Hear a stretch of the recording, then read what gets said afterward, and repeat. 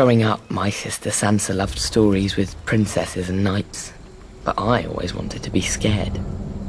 When my turn came, I would ask old Nan to tell us of magic and monsters.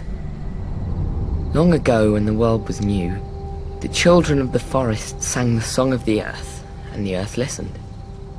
Magic was strong in those days, and the children could commune with all the beasts of the forest, streams and air.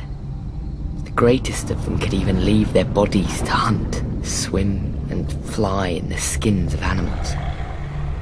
They were the first wargs. Then, the first men came with fire and sword. They burned the weirwoods and cut down the children. Calling on dark magic, the children raised the sea and shattered the land bridge that the first men had crossed into dawn.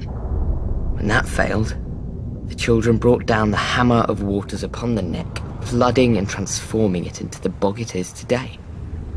After peace came, the two races shared the land and the children's gods for thousands of years. Now comes the good part. Nobody knows how or why, but the magic of the children began to emerge in men. Maybe one child in 1,000 would be born a warg. Fewer still would be born with the sight. Old Nan would not speak of it, and Maester Lewin never believed in it. But with it, the children could know of events far away and even those still to come. Some say the sight was the children's most powerful and terrible secret, and helped turn the tide during the long night. Magic has since fled our world.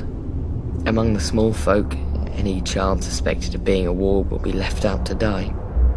Beyond the wall, though, a careless hunter might still find his prey has claws and teeth, and a man's mind to guide them, for the wildlings have a different idea of monsters. But even wildlings keep their distance from a warg, because, and here old Nan would lean in close and whisper, how can you tell if the man is wearing the beast, or the beast is wearing the man? Now old Nan has no more tales, and Maester Lewin will never scoff again. That's fine. I don't like scary stories anymore, because I'm in one.